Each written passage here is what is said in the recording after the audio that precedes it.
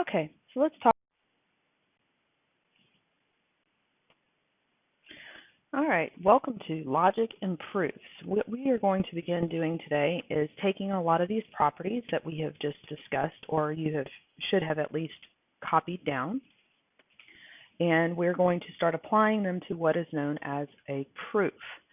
A proof is a sequence of statements verifying a concept that we want to prove. So let's take a look at a few of the different properties. You should have already copied down a few of these things that are coming up. First, let's kind of refresh our memory on conditional statements. So if we have a conditional statement, then its contrapositive is what? Let's scratch that.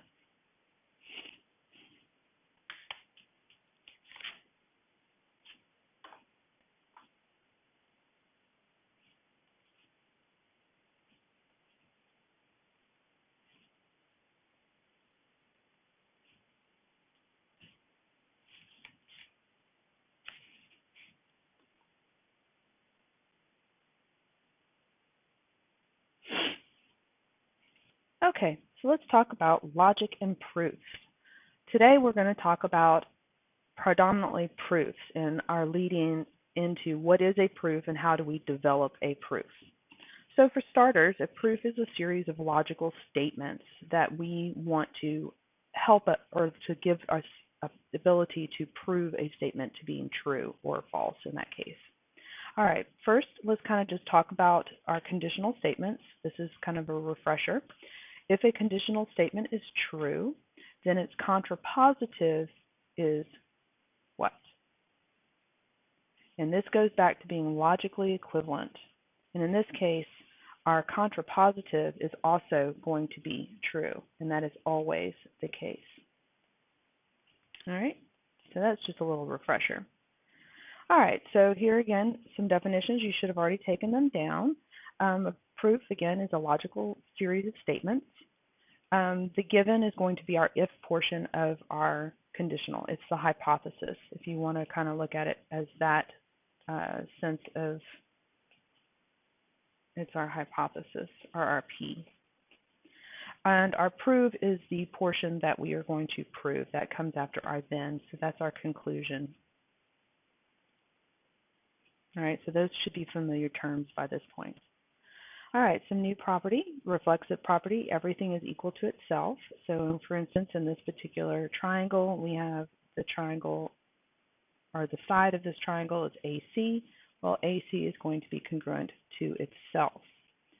Symmetric property, this is when even if you switch them, 2 is still equal to 2 no matter what order you put them in. So if AB is congruent to CD, then CD is obviously going to be congruent to AB because it does not matter which order they are in. If angle A is congruent to angle B, then angle B is obviously still going to be congruent to angle A because it's already been stated. Going into algebra, we have other properties that we're going to use, and we're going to have them. You're going to find them to be helpful. So the distributive property, of course, that is when we distribute. So 4 times x plus 3 included inside the parentheses, then can become 4 times x and 4 times 3, which is 12. So 4x plus 12. Substitution, that's again another one of those properties from algebra, where again, if something is equivalent, we can plug it in and substitute that value in, and then of course solve. Addition, well, obviously, adding to both sides. Subtraction, subtracting from both sides. Multiplication, multiplying from both sides. And division, dividing from both sides. So again, these are all those properties from algebra. The transitive property is relatively going to be a new property that you may or may not have been familiar with. All right, so the transitive property states that if x is equal to y and y is equal to z, then x must also be equal to z. Think about it as transfer of power. If x is equal to y and y then z, then x is also equal to z. So it just transfers from one to the next. All right, so that was just a recap of the notes that you should have already taken. Here is our first proof. So if we have this example, we have if 7 equals A and 7 equals B, then A equals B. Our given, as was stated in our definition, our given is this 7 equals A and 7 equals B. We'll state that down. We'll write it down.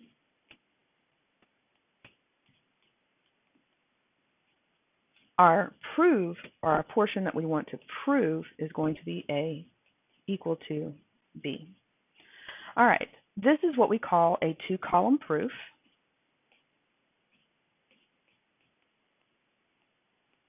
And of course, obviously the reason it's called a two-column proof is because, well, here we are. We have a table and it's got two columns and rows. Now the rows can vary. It can be a very short one, very short and sweet, or it can be very, very long.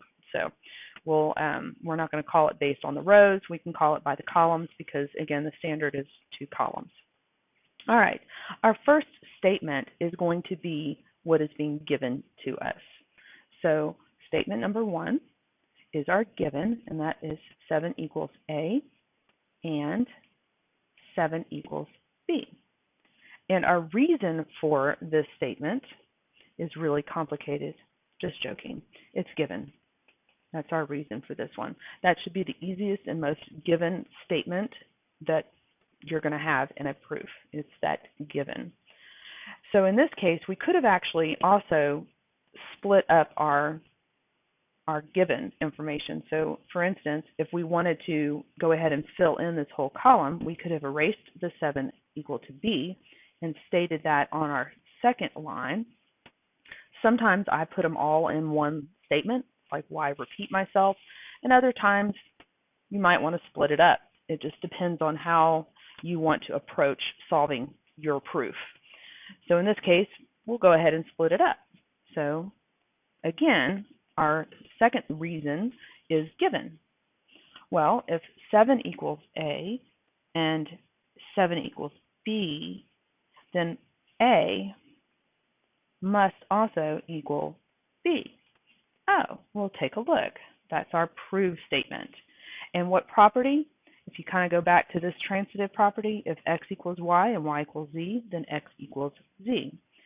So transitive property is the reason why we were able to prove this particular statement.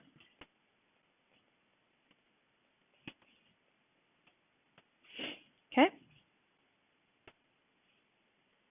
Not too bad, I hope.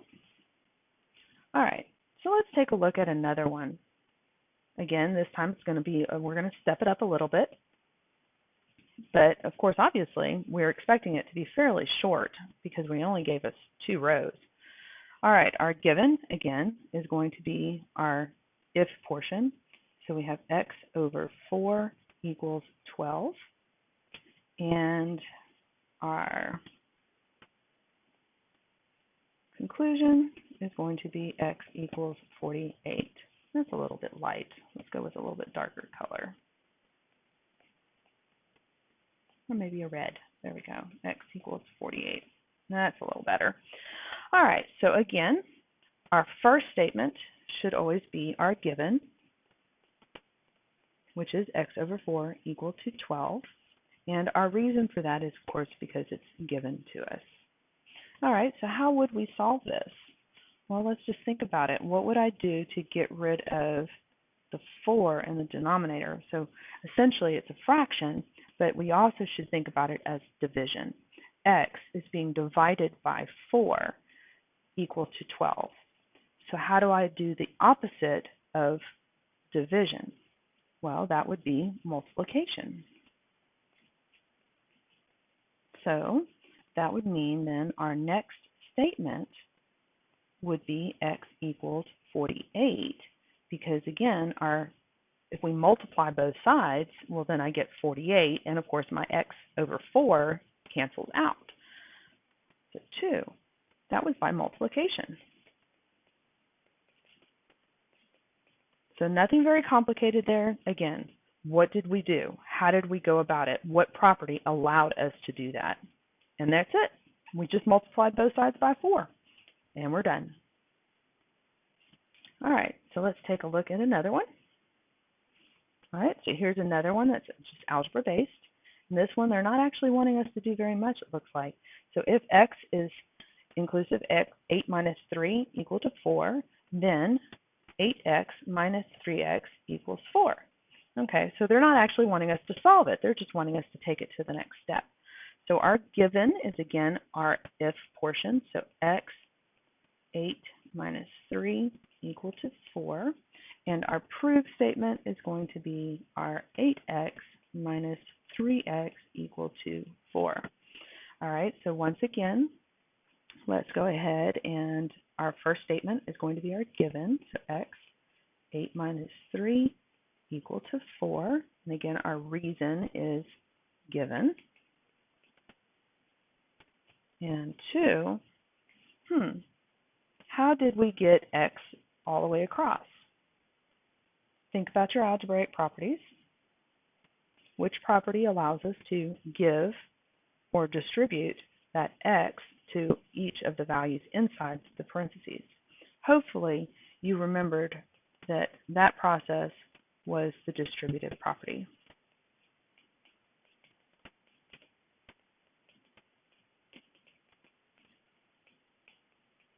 And that just gives right where they wanted us to go. They didn't want us to solve it. They didn't want us to do anything extra special. So there we are, using the distributive property in order to justify our reasoning there. All right, let's look at another one. And this time I'm going to let you have a few minutes. You can go ahead and take a look at it and see what you can come up with.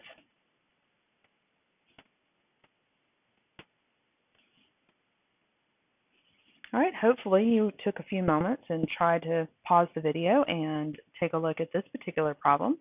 So this time they're already going ahead and giving us the setup, and it's given 3x minus 8 is equal to 19. And we want to prove that x is equal to 9. All right, so we should at this point recognize that the first statement is going to be our given. So that's going to be this portion, the 3x minus 8 equal to 19. And of course, our reason is because it's given to us. Remember, on all of these, all you're doing is just justifying each of your steps as you take them. So our next step, what would be the next thing we would need to do in order to start simplifying this expression down to the point where x is by itself? So hopefully you recognize that at this point, we would have needed to add 8 to both sides, and that would have given us 3x is equal to 27. And again, what was this process here? Addition. Okay, and you don't have to write out all of it. We will write out a few more things later on as we progress. All right, so the next thing we would do, let's see, well, we have 3 times x equals to 27, so therefore we would divide to get x by itself. So that would mean x is equal to 9. And that was again by the division property.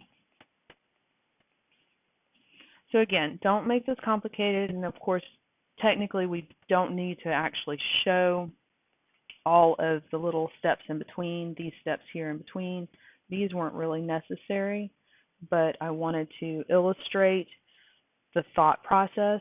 So again, just kind of keep in mind that we are just wanting to think about what's my next step, what would be the next logical conclusion for my process. All right, so let's look at one that goes a little bit deeper before we get into some of our geometric